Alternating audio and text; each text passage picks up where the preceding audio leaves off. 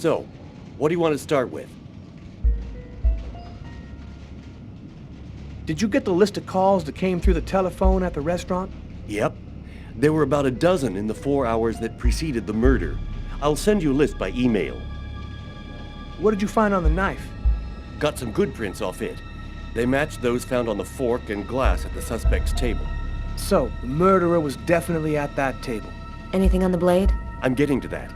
We definitely had blood from the victim, but the weird thing is we also found blood from the killer. Frank found a book on one of the tables in the diner. It was Shakespeare. The Tempest, I think. Did you check for prints? Yep, and they matched the ones on the fork and the glass, so it was definitely his book. It looked like a fairly old book. Maybe we can get some more stuff out of it. So, what do you think about all that? Not a whole lot right now. This case just doesn't make sense. There's something not right here.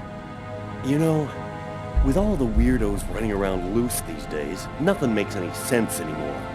These killers, half the time they don't know why they did it. The world's going crazy, Carl, I'm telling you. Thanks for your help, Garrett. See you later. So, what do we do now? You go take care of the composite. I'm gonna go check with the coroner and see if he got anything from the body. Okay. Catch you later.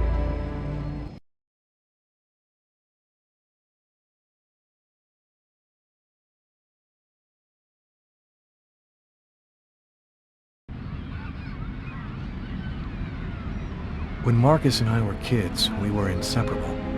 He's the one who took care of me after our parents died. We kind of grew apart after he became a priest. But he's still the only person I really trust. The only one who might believe that I had nothing to do with all this mess.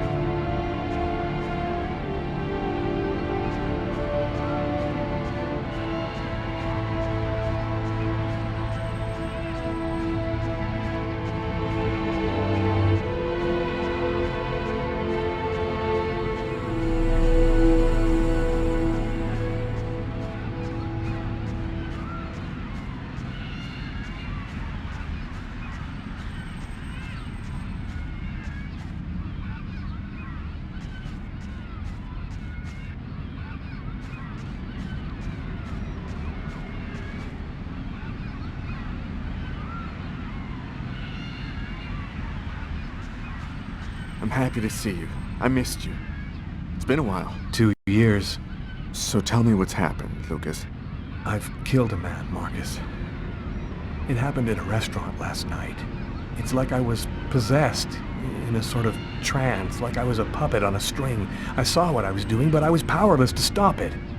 My God. I can't believe this, Lucas. Tell me that it wasn't you. You're not capable of something like that. And there's this, too. You cut your wrists? Before the murder, I carved these symbols on my arms with a knife. I don't know if they mean anything. This murder? Exactly how did it happen? Well, after work last night, I stopped at a little diner to get something to eat. I read a book at my table, I think. And after, it's just a black hole. I don't remember anything. Right up until I found myself in the toilets with a knife in my hand. It was horrible.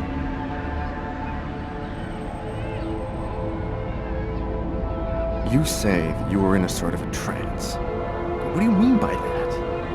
You talking about magic? Or sorcery? Or something like that? Marcus, I don't have an explanation. I'm just telling you what happened, that's all. I'm only certain about one thing. I'm not the one who really killed that man. Were there any witnesses? Did anyone see you? Probably. I got out of the restaurant as best I could. The police still haven't identified me, apparently, but it probably won't take them too long to track me down.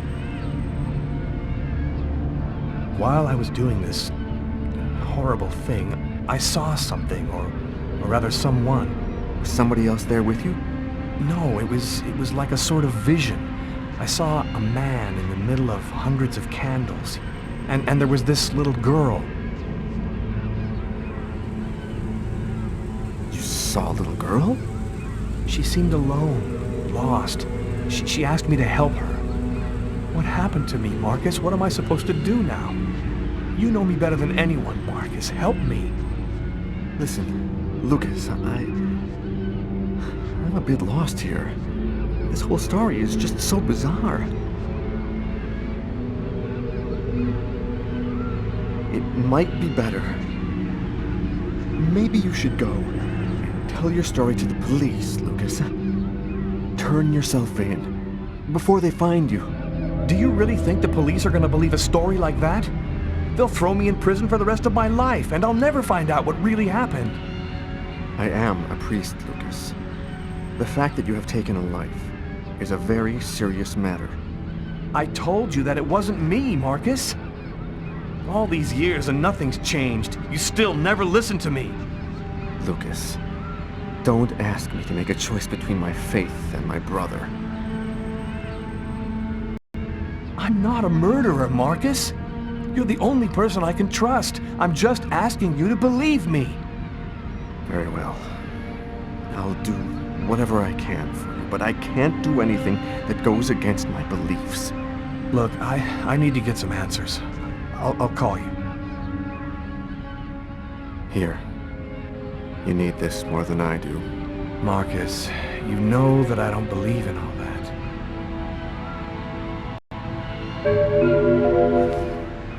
Thanks.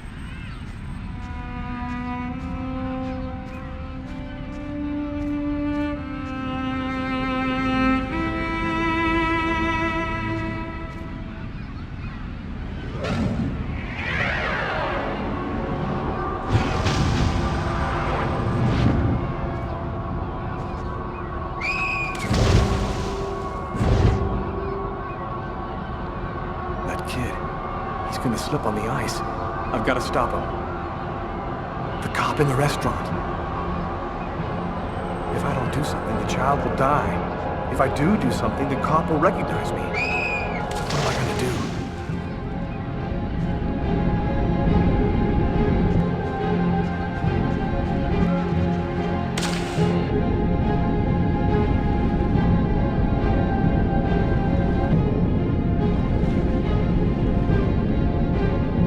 There he is. He's lost consciousness. Quick, I've got to go back up before I run out of air.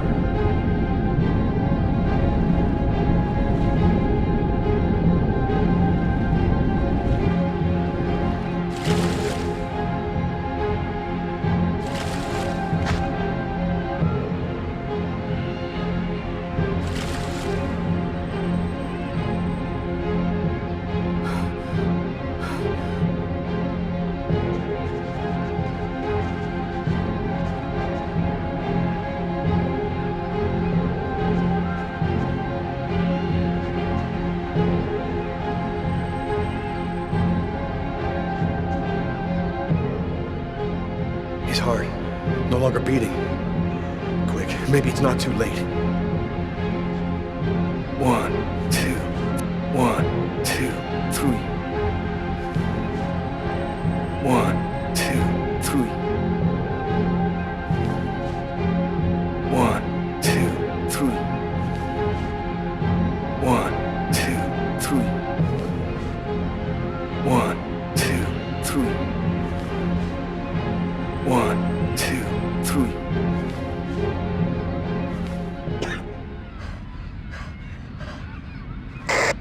Patrol 324. Kid just fell into the water. Send an ambulance right away. Man, what courage. The kid would have died. That guy's a hero. He dove into freezing water to save the kid. The kid never would have made it out of there without him. The cop recognized me. We both knew it. It's hard to say why he didn't turn me in. Maybe he decided I was even. I had taken a life and given one back. Nothing really changed for me. I was still wanted for murder by the police. But when I left that park, I knew I could look myself in the mirror again without cringing.